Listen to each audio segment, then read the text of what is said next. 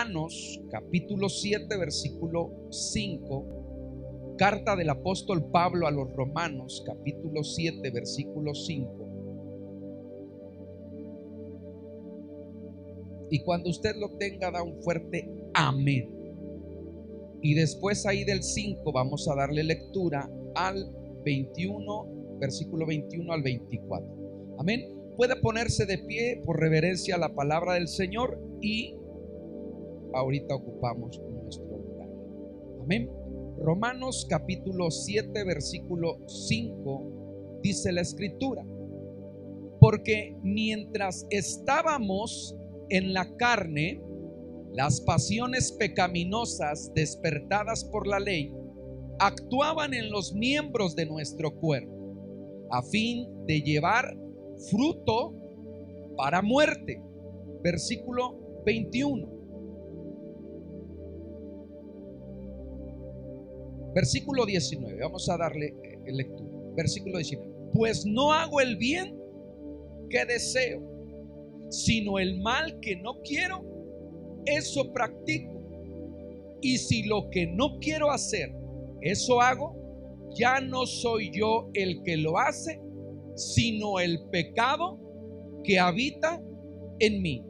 Así que, queriendo yo hacer el bien, hallo la ley de que el mal está presente en mí.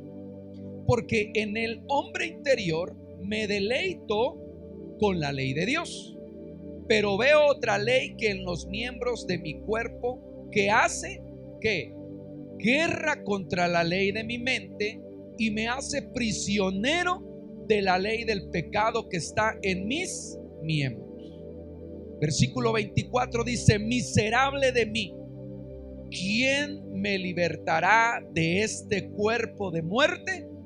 Y el versículo 25 dice: gracias a Dios por Jesucristo nuestro Señor. Amén. Ocupe su lugar.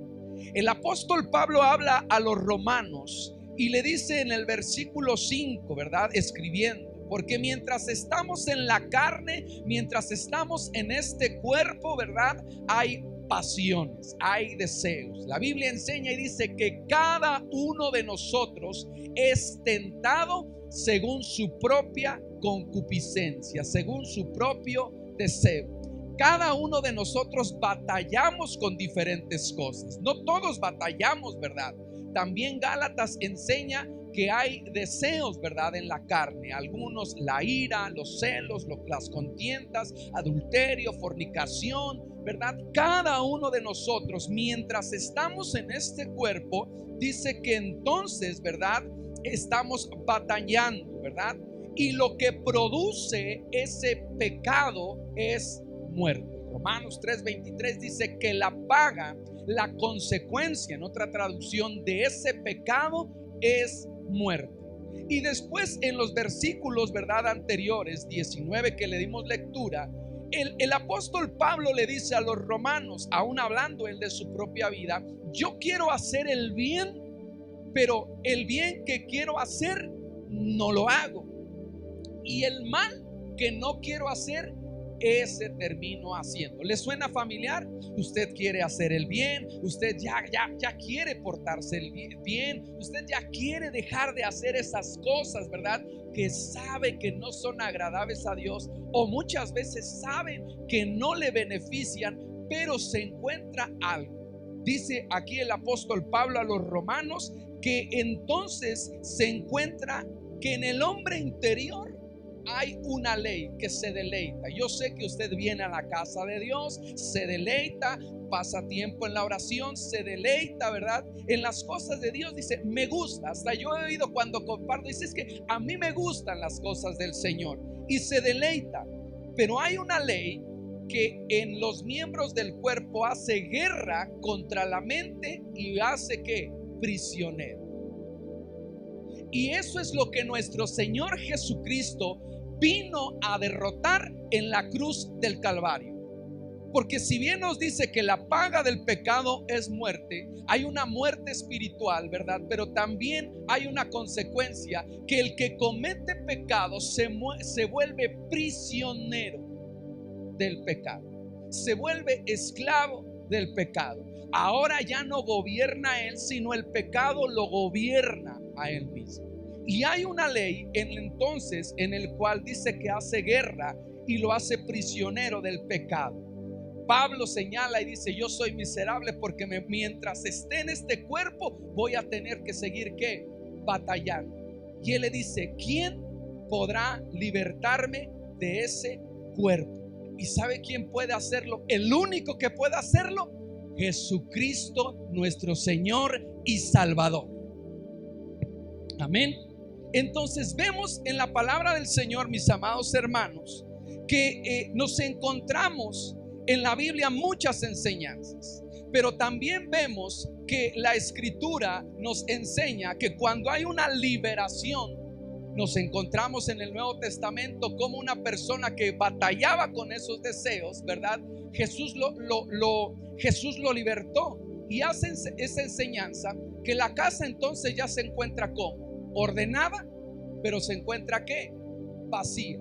Y que si esa casa que simboliza el cuerpo no es llenada con la presencia de Dios, dice que van a venir 7 espíritus, ¿verdad? Peores de los que batallaban, y entonces van a venir y dice: hey, me encuentro que mi casa está arregladita, está bien escombradita, pero está vacía, nadie habita en ellos. Y entonces dice: vamos a entrar, y la condición de esa persona viene a ser peor. Le voy a poner un ejemplo práctico. Yo no sé si usted se ha enfocado o ha visto en su casa que hay un lugar, o le voy a poner el ejemplo de aquí que hemos visto. Hay un lugar, yo sé que en su casa, específico en donde usted coloca o deposita la basura. ¿Cierto o no es cierto? Deposita el desperdicio, y cuando usted la escombra y le dice a los hijos, al esposo, a usted mismo, dice: ya saca la basura porque ya es mucha. Y a pesar de que usted limpia, escombra, hay restos y hay residuos, y ahí se forman ¿qué? Moscas, ahí van los animalitos, porque siguen ese ¿qué? Ese rastro.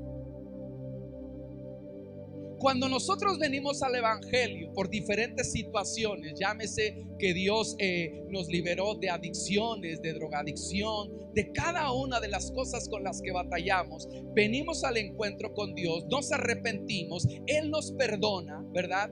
Y nos sentimos bien. Eso es una parte de la transformación, y tenemos que seguir en el evangelio. ¿Por qué? Para que Él nos ministre y nos limpie de toda inmundicia. Acéptalo como tu único y suficiente Salvador, pero es un proceso en el cual finalmente Él va limpiando y purificando. ¿Y sabe para qué fue la sangre derramada en la cruz del Calvario? Precisamente para eso, para limpiarnos de toda inmundicia. En Hebreos capítulo 9, versículo 22, vamos a darle lectura, mis amados hermanos. Dice Hebreos 9, 22: y casi todo es purificado según la ley con la sangre. ¿Con qué es purificado? Con la sangre.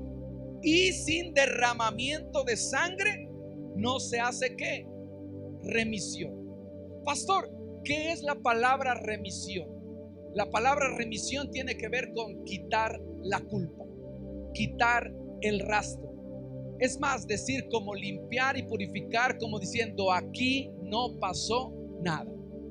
En el Génesis, la Biblia nos enseña que Adán estaba en el huerto, y entonces vemos que cometió un pecado de desobediencia. No es que se comió la manzana, porque ni dice la Biblia que era fruto. Dice que el pecado fue desobedecer a Dios, y se encuentra que es echado fuera del paraíso, ¿sí? Pero después, en el plan perfecto de Dios, dice que el hombre quiso tapar su desnudez. Tenía comunión con Dios, pero ahora se encontraba como desnudo. ¿Y con qué quiso tapar? Dice que quiso tapar con hojas de higuera. Mas eso no era lo que funcionaba. Dios, después de que los saca del Edén, los tiene que cubrir ¿con qué? Con pieles de animales. Y para que pudiera haber esa cobertura de las pieles de animales, ¿qué tuvo que haber? Un sacrificio. Y cuando hay un sacrificio, ¿qué tuvo que haber? Derramamiento de sangre. ¿Para qué? Para poder limpiar, purificar, quitar la culpa, y entonces ahí empieza el proceso de Dios. Vemos que me dice, pastor, pero Adán siguió con las consecuencias. Era un proceso de acercamiento para enseñarle que todas nuestras decisiones tienen una consecuencia. Entonces vemos en Hebreos 9:22 que dice que casi todo es que purificado por la sangre, y que sin esa sangre no hay remisión de pecados. Versículo 24, mire, porque no entró Cristo en el santuario hecho de mano, figura de lo verdadero, sino en el cielo mismo, para presentarse ahora por nosotros ante Dios, y no para ofrecerse muchas veces como entre el sumo sacerdote en el lugar santísimo cada año con la sangre ajena. De otra manera le hubiera sido necesario padecer muchas veces desde el principio del mundo, pero ahora en la consumación de los siglos se presentó una vez para siempre por el sacrificio de sí mismo, para quitar ¿qué? De en medio el pecado. Jesucristo vino para darse una sola vez y para pagar por todos los pecados del mundo, los que cometimos en la antigüedad, aún los que hoy todavía seguimos cometiendo, y Él sabe que también estamos expuestos ¿a qué? A fallar. Pero Él dice, aún esos pecados yo los he perdonado, hasta que tú comprendas y llegues a la estatura del varón perfecto. Y esa palabra perfecto significa maduro. Hasta que tú comprendas de que el pecado te va a hacer un daño, de que aquella vida que estás llevando no te va a conducir a nada bueno. Yo llevo ya 19 años, 20 años libre de adicciones, de droga, de alcohol y de cada una de las pasiones que vino a desordenar mi vida. Y ahora yo entiendo que cuando me dicen, hey, ¿gustas tomar? Hey, ¿gustas fumar? Hey, ¿gusta? Y dices, no, yo he alcanzado una madurez de decir, aquello afectó mi vida, aquello afectó a mi familia, aquello me trajo grandes consecuencias, y ahora yo he alcanzado esa madurez de decir que no. Y eso es lo que Dios espera de ti, que alcances esa madurez. ¿Lo has oído? ¿Hasta cuándo vas a seguir con esa vida? ¿Hasta cuándo vas a cambiar? ¿Hasta cuándo? Hasta que alcances una madurez espiritual. Y para eso necesitas ¿qué? Estar en comunión con Dios y venir ante su presencia. Él dejó establecida la cena del Señor. ¿Para qué, mis amados hermanos? Para que a través de todo ese acercamiento fuera quitada ¿qué? Nuestra culpabilidad en nuestra vida. Mire lo que dice rápidamente, acompáñenme. Primera de Pedro capítulo 1 versículo 2. Dice la escritura: elegidos según la presciencia de Dios Padre en santificación del Espíritu, para obedecer y ser rociados con la sangre de Jesucristo, gracia y paz os sean multiplicadas. El apóstol Pablo en esta carta, en la introducción, los dice: elegidos según la presencia de Dios Padre en la santificación del Espíritu Santo. Dios ya te tenía elegido a ti. Sabía que ibas a fallar, sabía que ibas a cometer, pero Dios, a través de ese conocimiento, porque Él es omnisciente, Él ya te había elegido. Y una de las cosas en las cuales somos santificados es por medio del Espíritu Santo. Pero también nos enseña que hemos sido purificados ¿para qué? Dice aquí, para obedecer. Uno de los mayores problemas en el cual nos lleva es la obediencia. Platicando con nuestro hermano Roberto en la semana, tenemos muchas cosas en común, y le decíamos, parte de lo que nos llevó a esas situaciones fue la rebeldía y la desobediencia. No estar, ¿verdad? Que nuestros padres nos dicen, no hagas eso. ¿Y por qué? Oye, llegas temprano, y si no quiero, y constantemente actuar en una rebeldía que nos va a llevar a cosas que finalmente vamos a sufrir consecuencias. Pero Dios nos enseña y nos dice que somos elegidos ya de antemano, porque Dios ya tenía la mira puesta en nosotros para santificarnos, o sea, limpiarnos de toda nuestra inmundicia, para obedecer y para ser ¿qué? Rociados con la sangre de Jesucristo. En otras palabras, para ser limpiados, para ser hechos nuevos, para quitarnos toda culpabilidad e inmundicia. Ahora, cuando nuestro Señor Jesucristo en la cruz del Calvario y antes de ese sacrificio, Él derramó sangre en diferentes partes de su cuerpo. ¿Y para qué derramó esa sangre en esas partes del cuerpo? Para que finalmente, ¿qué significa ese derramamiento de sangre? Limpieza en esa área. Número 1, Evangelio de Lucas capítulo 2 versículo 25-27. El primer derramamiento de la sangre de nuestro Señor Jesucristo fue cuando Él fue pequeño y le hicieron lo que llamaba en la ley la circuncisión. Sí, Lucas capítulo 2 versículo 27, vamos a dar lectura, que es el que centra. Y movido por el Espíritu vino al templo, y cuando los padres del niño Jesús lo trajeron al templo para hacer por él conforme al rito de la ley. Ahí fue el primer derramamiento de sangre, que le hicieron la circuncisión. ¿Para qué? Para quitar la inmundicia. Era una área en el hombre que se determina en el área sexual. Hay muchos que batallan en el área sexual, lascivias, fornicaciones, y hay veces que dicen no puedo.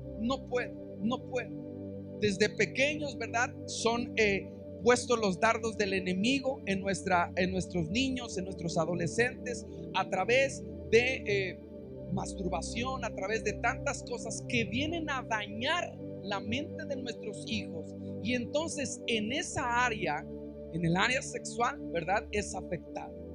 Y nos vemos que después avanzando, se lo he predicado, que avanzando entonces batallan con otras cosas en las cuales ya viene esa depravación.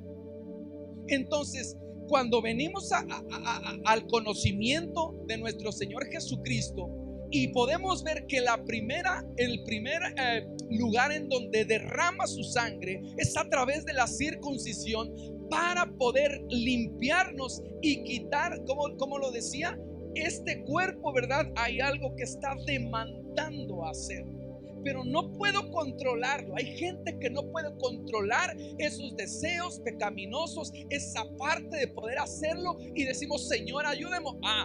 El derramar en las circuncisiones para poder limpiar esa área y quitar ese rastro de ti y poder hacerlo.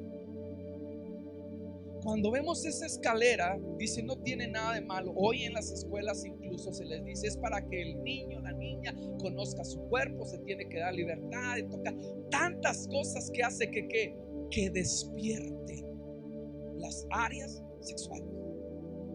Y que entonces no solamente es un despertar, sino viene a ser una afectación. Entonces el primer derramamiento en la sangre, de la sangre de nuestro Señor Jesucristo, es en el área de la circuncisión, en el área sexual, para que todos aquellos, ¿verdad?, en los cuales batallan, sean limpiados, y que se ha quitado ¿qué? Ese rastro de poder hacerlo. Abro paréntesis. Mayormente en los hombres o por igual. La Biblia enseña que cuando uno se llega a una mujer, no solamente queda ligado el cuerpo, sino queda ligada el alma y el espíritu. Y si esa persona batalla con esas cosas de su vida, viene a una transferencia. Y después dice, es que yo no sé por qué, pero ahora como que hay otras cosas con las que porque no solamente se ligó el cuerpo, se ligó el alma y se ligó el espíritu. Y cuando dice, bueno, ya no funcionó, nos vemos después, y va con otro y se liga, entonces vienen las consecuencias. Y cuando vemos después en esa persona y dice, bueno, ya viví mi vida y es esto, yo creo que es momento de sentar cabeza.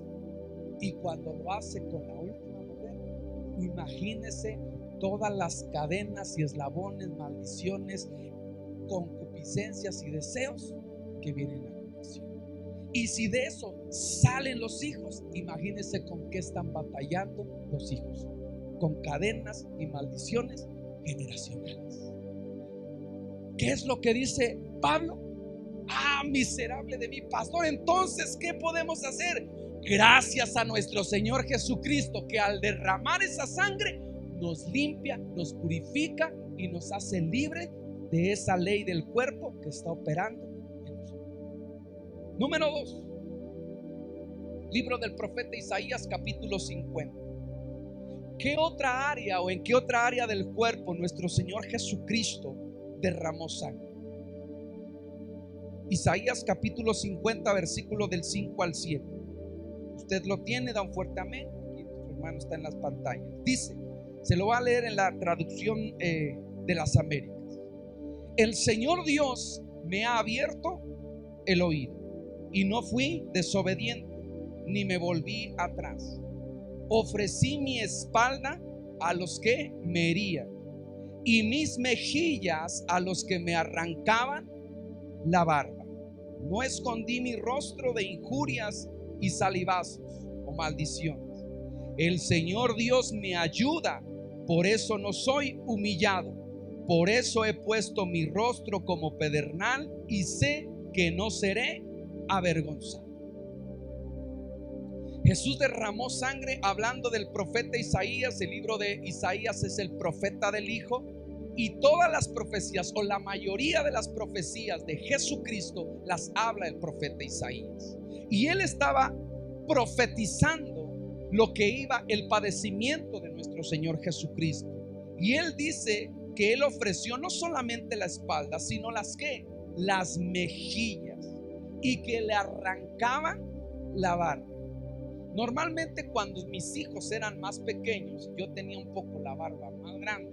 A ellos no sé si les llamaba la atención o algo, pero me arrancaban uno u otro pelito y no sabe el dolor que se siente al que se arranca. Ahora imagínese nuestro Señor Jesucristo cuando dice que lo tomaban y le arrancaban las barbas en ese sacrificio. Ahí fue un derramar de esa sangre. Pero dice que él no escondió su rostro. ¿Por qué no lo escondió? ¿Y por qué tuvo que venir ese derramamiento sobre las mejillas? ¿Qué hace normalmente cuando usted no quiere llorar? O más bien cuando llora y no quiere que lo vea. ¿Qué hace?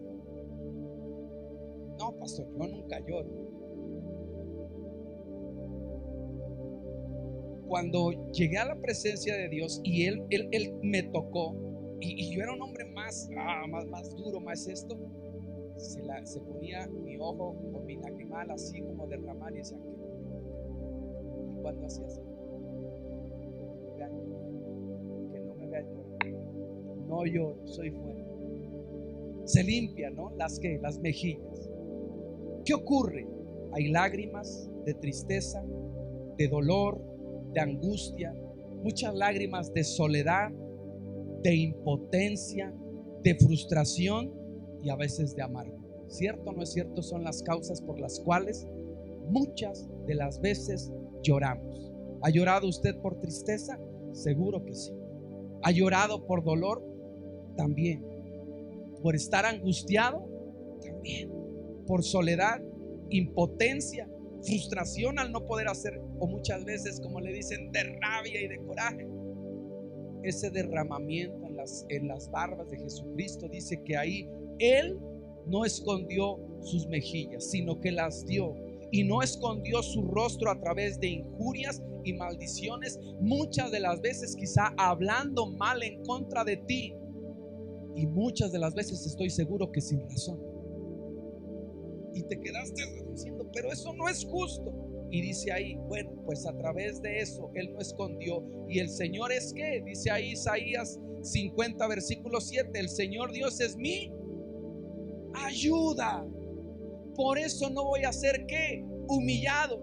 Gracias a que él se humilló y Dios lo exaltó, tú no vas a ser humillado, porque tu ayuda viene de Dios, tu auxilio viene de Jehová.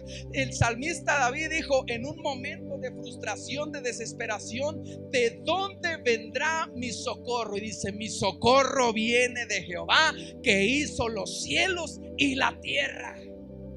Y quizá estaba ahí en esa tristeza y dice: ¿y por qué yo voy a estar llorando si hay alguien en el cielo que me ayuda y me fortalece? Ese es nuestro Señor Jesucristo.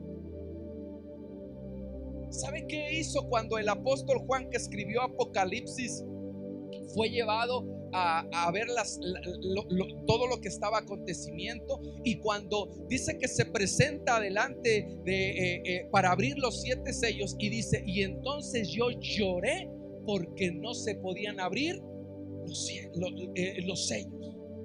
Y dice que se acerca un ángel y le dice a Juan, imagínese estando en el cielo: ¿por qué lloras?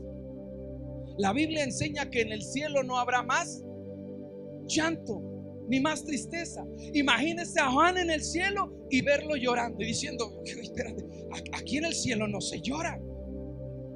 ¿Por qué estás llorando? Y Juan dice: es que nadie puede abrir los sellos. Y dice: no, para eso está el Cordero de Dios. Para eso es Jesucristo, que ha vencido y es el único que puede abrirlos. El único que puede ayudarte en su situación no se llama el pastor, se llama Jesucristo, nuestro Señor y Salvador. Quizá tú puedas venir ahí y no me encontrarás, porque estoy atendiendo, trabajando, viendo. Pero ¿sabe así a quién vas a encontrar? A Jesucristo. Clama a mí y yo te responderé. Entonces Él derramó la sangre a través de sus barbas. ¿Para qué? Para poder ayudarte en esos momentos de dificultad, en los momentos de dolor y de tristeza, y decir: yo ya he sufrido. Y aunque ahora tengas que sufrir, dice la Biblia, por un poco de tiempo, mire qué hermoso. Hoy nos permite experimentar un poco de dolor, un poco de sufrimiento. Ay, pastor, es que no, toda mi vida. No.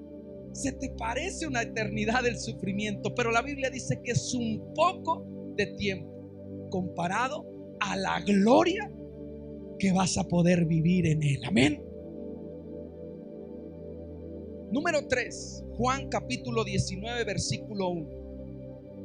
¿En dónde más el Señor Jesucristo derramó esa sangre? Juan 19:1 dice: entonces Pilatos tomó a Jesús y lo azotó. Deuteronomio capítulo 25, versículo 2 y 3, que habla en el Antiguo Testamento con respecto a la ley, dice que si era culpable merecería ser ¿qué? Azotado. Entonces el juez le hará tenderse y será azotado en la presencia con el número de azotes de acuerdo con su culpa. Puede darle 40 azotes, pero no más, no sea que le dé muchos más azotes que estos y tu hermano quede degradado ante tus ojos. En la ley estaba que si era hallado culpable, lo llevaban al juez y dictaminaba el grado de culpabilidad y castigo que él merecía. El mayor número de los azotes eran 40. Los fariseos, escribas, saduceos, para no llegar a esos 40 y romper la ley o infringir la ley, daban 40 azotes menos 1, es decir, 39 azotes. Cuando vemos que Jesucristo fue llevado ante Pilatos y le decían: ¿verdad? Ha maldecido, a base de mentiras, y Pilatos da una sentencia. ¿Cuál era la sentencia? Que debía ¿qué? Azotar. ¿Sí? Esta es una práctica y lo vemos en 2 de Corintios también, capítulo 11, versículo 24 al 25, hablando el apóstol Pablo que también él había recibido 40 azotes menos 1 por predicar el evangelio. Entonces era una práctica judía. Pero mis amados hermanos, ¿por qué derramó sangre en esos 39 azotes? Mire, algunos estudios señalan que 39 es el número de las enfermedades, o como podemos decirle, los inicios de las enfermedades patológicas. La patología enseña que es finalmente el estudio de dónde viene la enfermedad y en qué área, ¿verdad?, está enfermo. Y son, se puede decir que los principales son 39. Entonces, vemos, número uno, que cuando dice que el profeta Isaías, que por medio de su llaga hemos sido que sanados.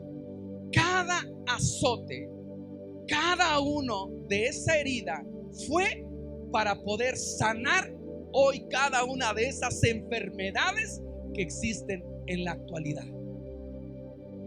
No importando cuántas ellas hayan mutado, cambiado, cuando van al origen, son 39. Por eso es que vemos que cada uno de esos azotes y cada una de esas llagas en donde Jesús derramó esa sangre es para limpiar, quitar, purificar y hacer sanidad y milagros. Amén. Ahora, no solamente los 39 azotes es para obtener la sanidad en toda la área de nuestros cuerpos, sino sabe también que representan los 39 azotes. No solamente, algunos señalan la espalda, espalda media y espalda baja. Cuando habla de espalda, ¿verdad?, refiere, y mire lo que dice ahí: 13 azotes fueron en el pecho o en la parte de arriba para romper la rebelión de nuestro presente. 13 azotes en la espalda para romper la rebelión de nuestro pasado. Y 13 azotes en los lomos, que es espalda baja, para romper la rebelión de nuestro futuro. Así que vemos que en cada derramar de la preciosa sangre de nuestro Señor Jesucristo fue para las rebeliones de tu pasado, fueron por las rebeliones de tu presente y aún por las rebeliones del futuro. Dice que Él fue molido por nuestros pecados y el castigo de nuestra paz fue sobre de Él. Y esas rebeliones que nos llevaron a tener una vida en destrucción, ruina y sin Dios, a través de la sangre de Jesucristo y de ese derramar, dice, quitada es la culpa. Avanzamos rápidamente. Otro lugar en donde derrama sangre, la cabeza. Juan capítulo 19 versículo 2 y 3 dice: y los soldados tejieron una corona de espinas y la pusieron sobre su cabeza y lo vistieron con un manto de púrpura, y acercándose a Jesús le decían: salve, Rey de los judíos, y le daban bofetadas. Amén. ¿Qué es en ese derramamiento de la sangre? Es para purificar la mente y los pensamientos y hacer la voluntad de Dios. Cuando Él derrama, que le ponen la corona de espinas y finalmente le desgarran la parte de la frente, ese derramar de la sangre fue para limpiar la mente y los pensamientos. ¿Dónde vienen los dardos del enemigo? En la mente. Pastora, en la semana está entrando el discipulado de la armadura de Dios, ¿verdad? Fue jueves, martes. Empezó a hablar acerca de la armadura y que te tienes que poner el yelmo de la salvación. Lo va a enseñar para poder apagar los dardos de fuego del maligno. Y esa traducción de dardos de fuego del maligno en el original dice los dardos de decepción, los dardos de desánimo. Así que el enemigo lo primero que va a querer hacer es que desanimarte. ¿Para qué lo vuelves a intentar? ¿Para qué vas a ir? ¿Qué vas a lograr? Mejor no lo hagas, porque primero lo que va a atacar es tus pensamientos. Y después también ese derramar de la sangre es para hacer la voluntad de Dios. Pero no solamente limpia o va conectada la mente con el corazón. Mateo capítulo 9 versículo 4. Mire lo que enseña.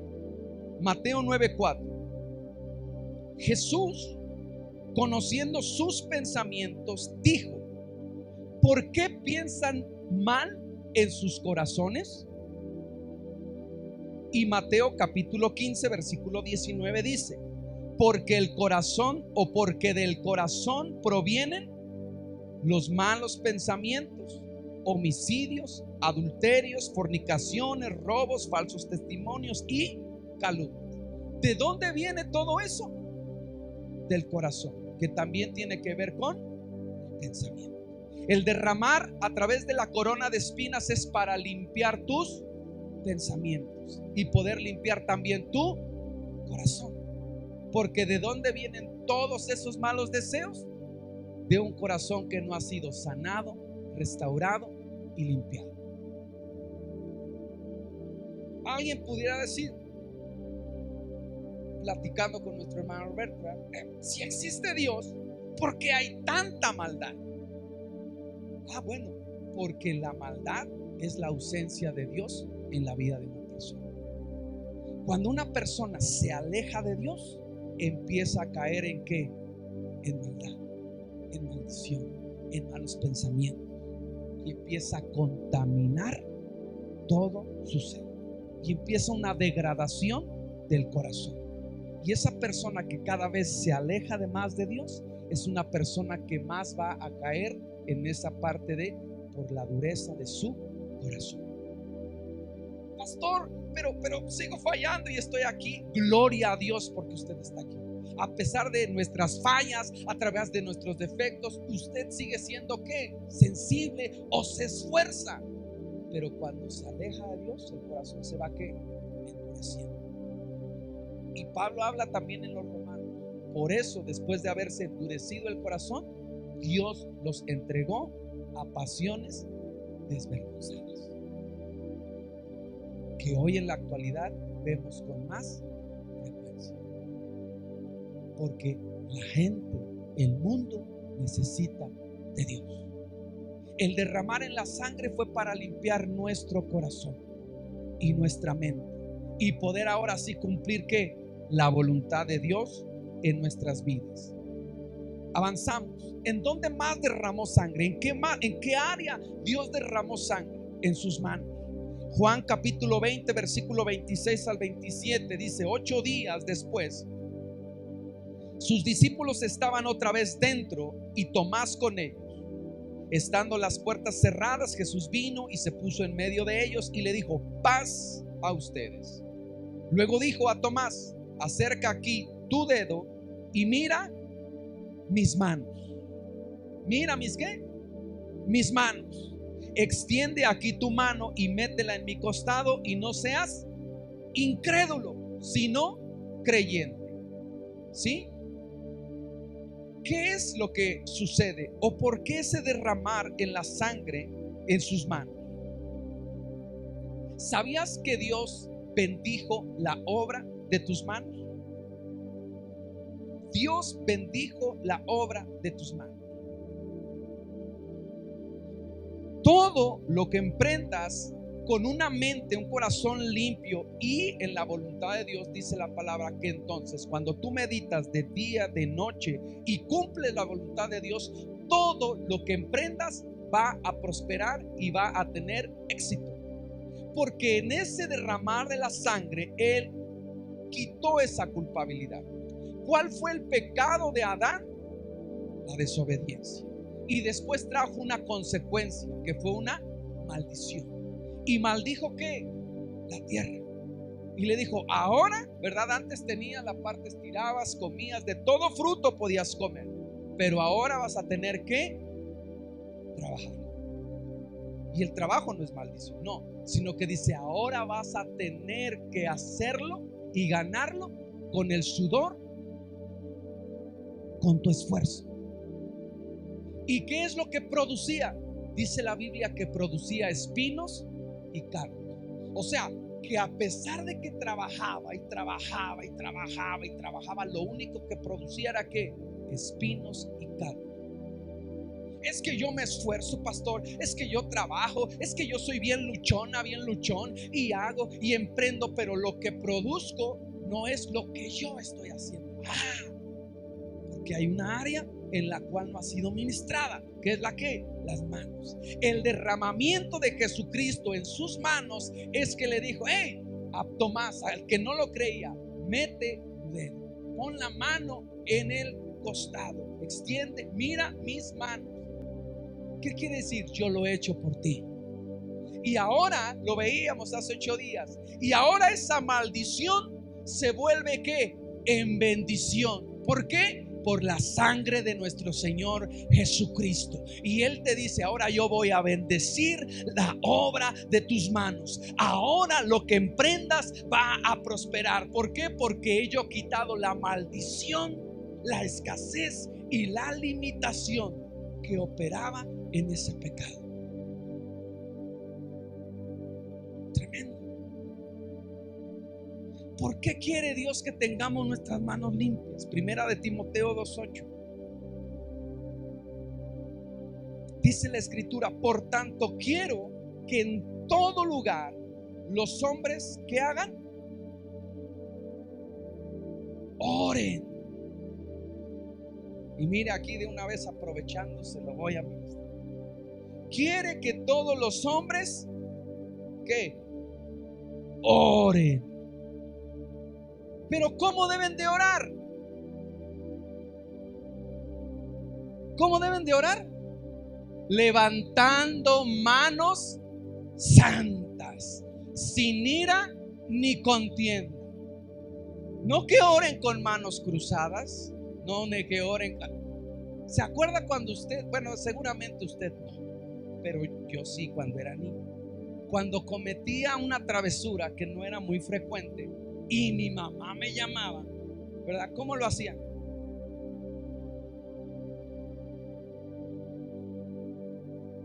¿Sí o no? Cuando te mande, porque ¿qué te acusaba? Lo que habías y te hacía sentir ¿qué? Culpable.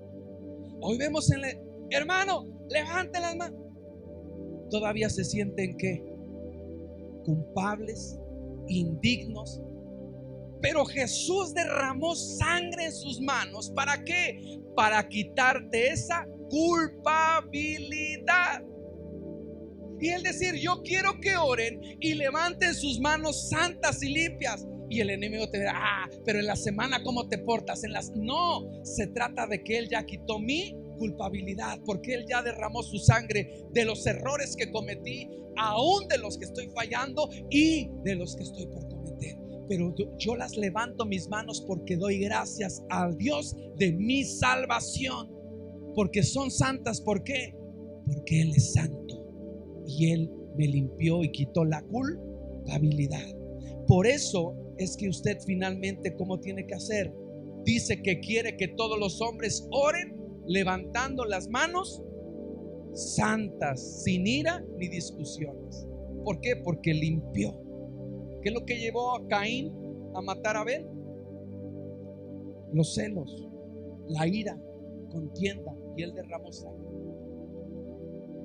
Y esa sangre, ¿qué le dijo Dios? La sangre de tu hermano está clamando a mí, porque la sangre habla. La sangre de Jesucristo habla que Él nos ha santificado.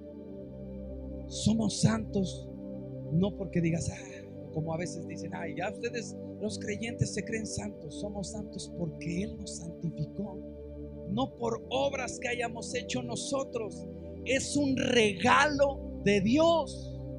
Por eso es que usted no se tiene que sentir culpable o la parte de decir, no, pastor, Él nos limpió y Él va trabajando en nosotros. Amén.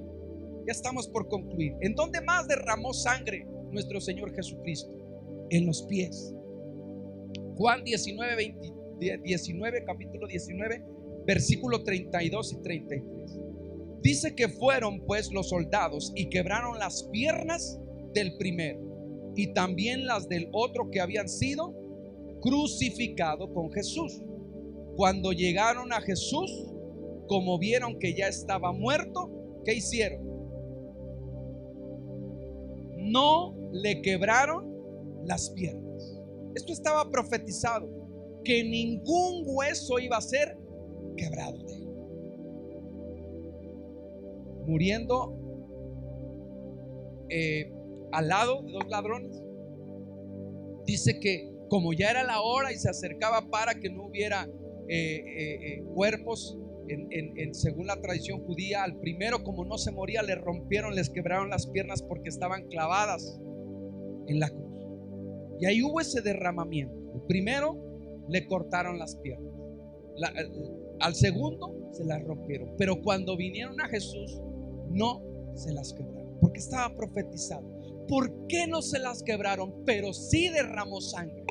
Dice la escritura que es para caminar dando pasos seguros, sin temor y confiado en Dios. En otra palabra, firmeza en Dios. El salmista dijo: haz mis pies como los de la sierva, firmes, aún estando en lo más alto, para que no caiga y para que mi pie no tropiece. Él derramó sangre en sus piernas para poder limpiar tu caminar y para que te mantengas limpio, firme, seguro y confiado en Él. Yo oigo siempre a la gente y se lo ministro: ay, pastor, es que no puedo, ay, es que no puedo. No digas no puedo, di todo lo puedo en Cristo, que es el que me fortalece. ¿Sabe por qué te fortalece? Porque sus pies no fueron quebrados. Él soportó, Él padeció, derramó esa sangre para darte firmeza, seguridad y confianza de que vas a permanecer firme, que aún en el peor de tus días y en el peor de tus pruebas vas a permanecer firme en Dios. Efesios lo dice: y habiendo acabado el día malo, vas a estar ¿qué? Firme, porque hay una sangre preciosa que finalmente te dio limpieza y firmeza.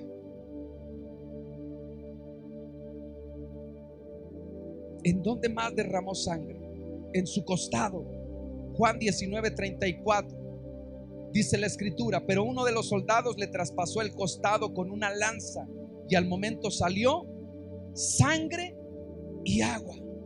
Y el que lo ha visto ha dado testimonio, y su testimonio es verdadero, y él sabe que dice la verdad, para que ustedes también crean, porque esto sucedió para que se cumpliera la escritura: no será quebrado hueso suyo. Y también otra escritura dice: mirarán a aquel que le han traspasado. Cuando fue traspasado con una lanza, ¿qué salió? Sangre y agua. Mujeres, cuando dan a luz naturalmente, ¿qué sale en un alumbramiento? Sangre y agua. ¿Sabe qué dio a luz en ese costado? A la iglesia de nuestro Señor Jesucristo. Cuando Él le abrieron el costado, a través de esa sangre y a través de esa agua, finalmente salió la iglesia limpia y resplandeciente por esa sangre y esa agua que Él había purificado. ¿Cómo dice, pastor? Ezequiel capítulo 16 versículos 8 y 10. Libro del profeta Ezequiel. Ezequiel es el profeta del Espíritu. Y dice: entonces pasé junto a ti y te vi, y tu tiempo era tiempo de amores, y extendí mi mano sobre ti y cubrí tu desnudez, y te hice juramento y entré en pacto contigo, y fuiste mía, declara el Señor Dios. Te lavé con agua y te limpié la sangre y te ungí con aceite. Te vestí con tela bordada y puse en tus pies sandalias de piel de marsopa, y te envolví con lino fino y te cubrí con seda. Dice que Él era tiempo de amores y que Él nos vio y entonces extendió nuestra mano y cubrió nuestra ¿qué? Nuestra desnudez, como Adán.